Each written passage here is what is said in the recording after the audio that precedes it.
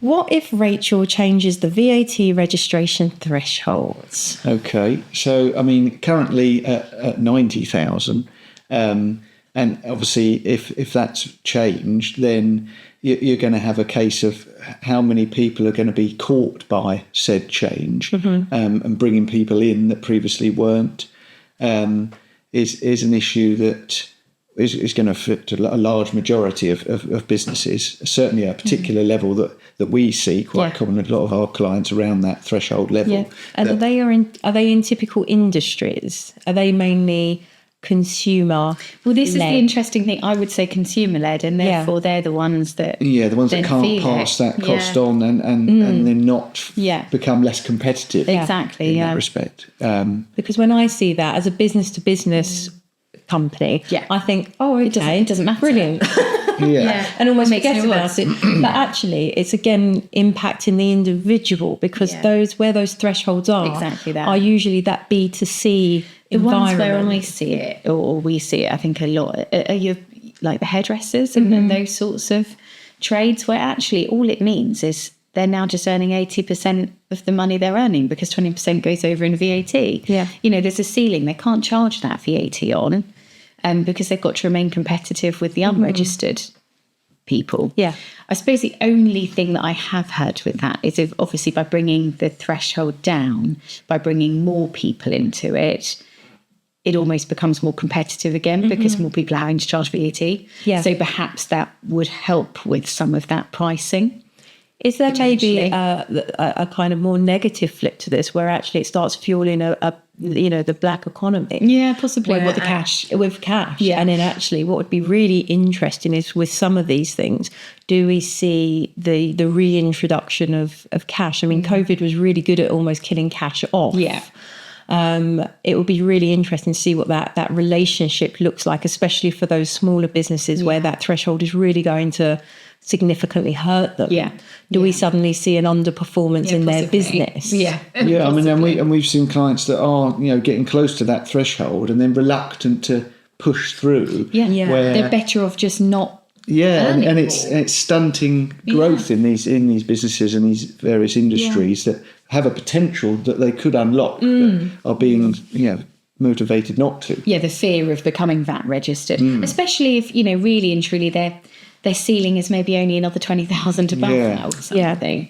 Actually to then become VAT registered and lose the VAT, but know that you may be stuck at that ceiling for whatever reason anyway. Where's the incentive? You may as well not work for a few weeks and keep your income lower. Whereas actually if they increased it, then actually where they are touching that tipping point, again, it will mean they'll be earning more money, and that must find its way back into the economy. And it's really interesting for me is that it never seems to be thought of like that. I mean, I know inheritance tax, just sidebarring and rabbit holing for a moment, is a really unpopular tax. And I'm quite a big advocate of potentially abolishing it, because the likelihood is that if you're given a lump sum of money, most people are technically going to spend it in some way, shape or form. Again, people aren't going to, let's just say, for example, you're really fortunate and you inherit 300,000. You're not going to go, oh, that's really nice, I'm going to put it in my savings account and not think about that ever again and continue living my life. There will be things that you naturally will go and do with that. You might buy a house, you might upgrade you might upgrade the house that you're in. Yeah. You might buy a car. In some way that money is going to find it. Yeah. You might go on a really lovely holiday. Yeah. You might, I don't know, say, do you know what? I want to send my children to private school or etc.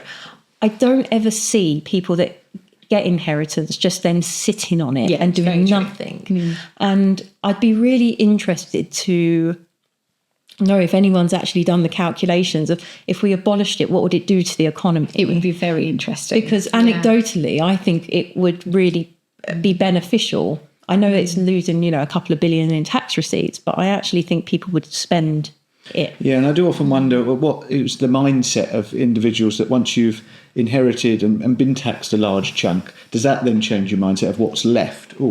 Suddenly what I've got left I've got to hold on to, and then that sends the wrong message, so then you're not spending it. Whereas if you have the majority of what you're inheriting, without the tax implications, does that change your attitude and you're a little bit more willing to part with that money in the future?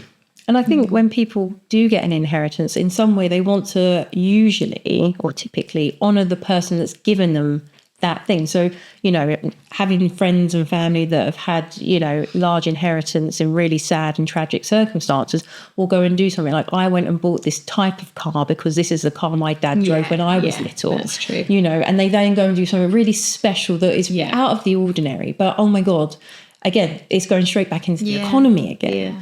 And there always seems like there's a lack of insight into human behaviour when it comes to taxes. Well, I think it's always looked at in a very sort of short-sighted way, isn't it? It's looking at the now. It's not looking at the bigger picture often. Yeah. That's what's so frustrating with it. Are there any, I mean, there's been lots of speculations about whether we introduce a wealth tax or whether there's like a north-south divide for properties being charged more in the southeast of London. As accountants, is there anything you're particularly dreading if it happened, just because it would be a calculation nightmare Good question. that would come across your door?